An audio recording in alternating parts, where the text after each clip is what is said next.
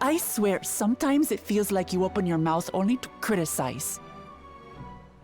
It's been a month and then some since Dawntrail came out, and people have been very normal about it. I tried to finish the MSQ in the first couple of weeks to avoid spoilers, and although it took some effort, I got through it. Ever since, I've been spending my time resting my hand due to the carpal tunnel, and so I found myself watching some reviews, first impressions, social media posts, and I even ventured into the forums to see what people were saying about the expansion. Not great things to say the least, at least about the MSQ, which I personally shared some gripes with. I'm just happy that we can agree that the encounter mechanics are the highlight of the expansion. They may still be missing the mark on the dungeons design for me. I'm not a fan of the one hallway, and never will be, to be honest. But at least the fights are challenging and fun. Some people say too challenging, but we're not talking about that today. Now, where does that leave me? It leaves me with the feedback. People are shouting like crazy about the MSQ, and the loudest ones are the ones I disagree with the most. Dawntrail can be described in a single word for the fanbase. The one word you're already thinking of, and you're so tired of hearing: divisive. But it's the truth. From thinking the story was too slow, to it was rushed, to loving Wuk Lamat, to hating Wuk Lamat, from hating Shaloani to loving Shaloani. I love it personally. The expansion has had the community in a constant war.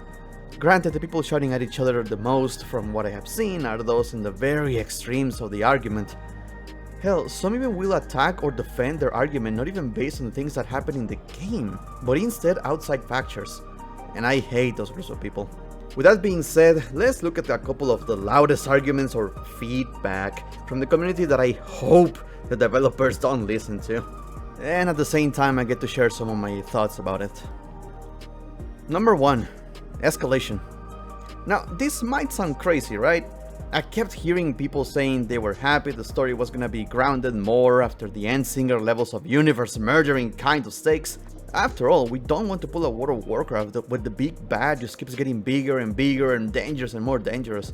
Just a constant escalation. I saw people saying how happy they were that Dawntrail is a smaller stakes story without the world being in danger. And I'm just wondering if we play the same game. We literally had to stop a shard-hopping hyper-advanced civilization that invades and steals souls, whose plan was literally to eat all the souls in existence to keep dead memories alive. You're telling me that was small stakes? This goes together with the impression people are giving to the developers.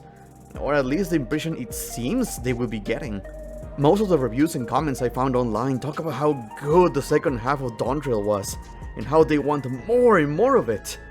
You know, the section with the universe-ending thread over the story about the right of succession?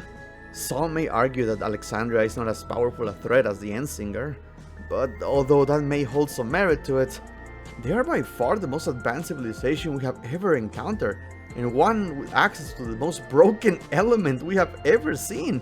Not to mention access to an artifact that was able to travel through the shards. It may not be universe-level threat as the Endsinger if you want to put it like that, but it's still a world threat. Multiple world threats. I had this feeling of escalation right at about here. It couldn't be a void gate. It's enormous. Aye, it dwarfs even the one Zeromus opened.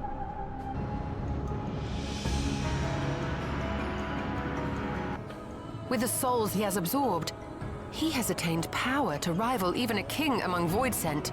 When Yshela mentioned how Zoraal Ja could now rival a king amongst Voidsent, and when she looks in awe at the gate, much bigger than Zeromus, she says, I could feel my stomach sink. Thinking about how every new antagonist we encounter will just get stronger and stronger. It's not something I want to have in my mind. I fear that developers will see this enjoyment for the second half the wrong way, and will now try escalating things as much as possible.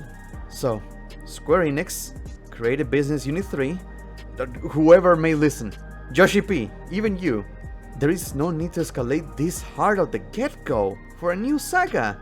I personally believe they jumped the gun a little too hard to get things moving, instead of doing a smaller, more fleshed out story for a setup. Dawntrail was meant to be a Realm Reborn 2. It felt more like first half of Realm Reborn was played than a story skip was bought, straight waiting to Endwalker, at least for me. Take your time, breathe. Dawntrail's story could have been the entire Rite of Succession with more moments for the characters to interact with each other, more time for other characters to shine instead of only Wuk Lamat, more time to flesh out Zoraal Ja and Jaja. You could even give the Scions something to do, and even give us a chance to actually fight them. The world is your oyster, guys. You rushed to a big spectacle and neglected to flesh out the original premise. A lot of reviews and comments mention how the game was supposed to be a summer vacation. Even the developers mentioned this. I was personally getting ready to start a completely new adventure, where we see a country in turmoil and political intrigue. What I was given instead was a babysitting job, followed by yet another world-ending threat. Just dial it back. If you're not gonna use the Scions for anything other than the trust system, you're better off leaving them back in Eorzea. By the way, if your retort to this is that we are the Warrior of Light, we are the strongest being in the universe, therefore we need something bigger and stronger to fight every time, I implore you to reconsider. A lot of our biggest feats of strength were achieved with the aid of Hydaelyn's blessing, the aid of others, special ether-infused items, and straight-up thoughts and prayers. We can absolutely have a lower stakes adventure without putting the entire world in danger. Just let us go on an adventure. Many times did I see people going through Zoraal saying, "All of you suck, I'm the Warrior of Light, I could easily take over this country." When in reality, a simple drink could knock us out. People need to understand that the Warrior of Light is in fact a very strong adventurer, but by no means a universe-level god. Number 2.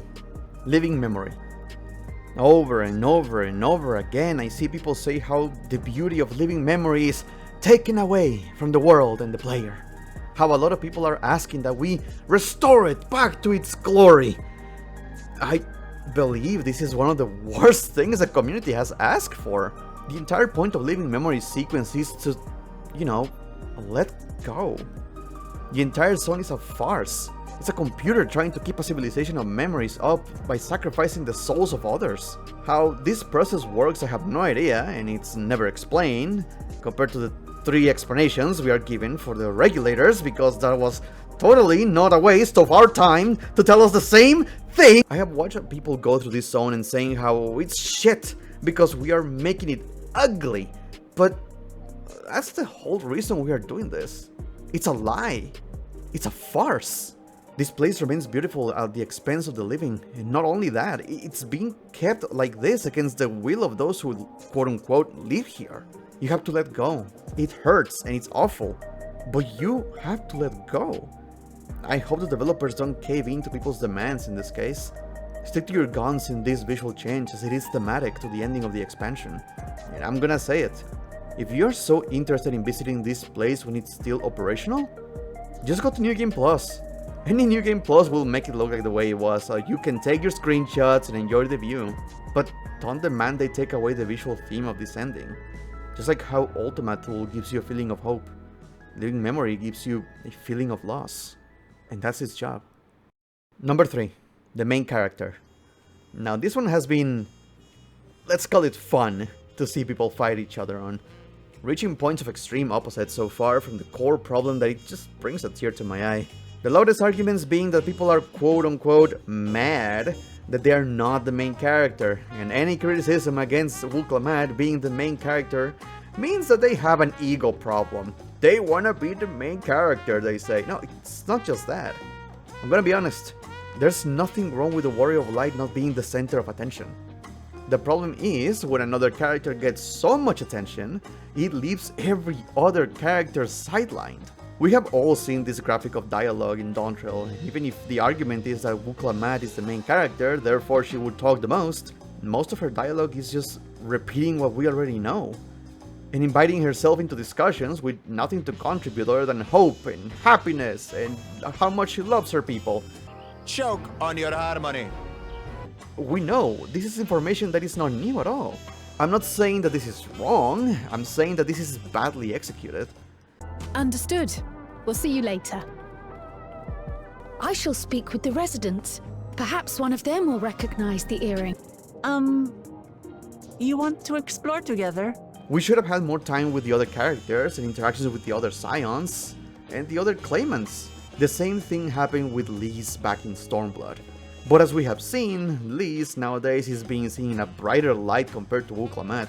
And after going to Stormblood again recently, I can see why. Lys does give us some space compared to Wuk Lamat. We even get to go on missions with other NPCs without Lys being stuck to her hip. I'm not saying Lys was done, good, but at least she was not there 24/7 for every single quest. I highly recommend you revisit Stormblood nowadays.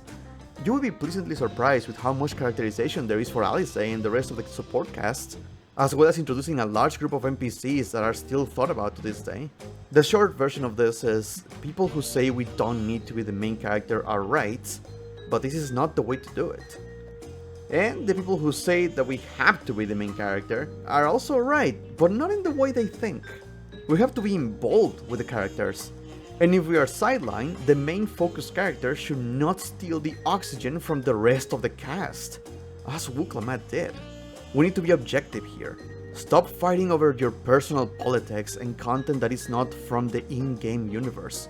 I know Wuk Lamat was overbearing when even people who like her have expressed how she can be a little too much. But that's the video.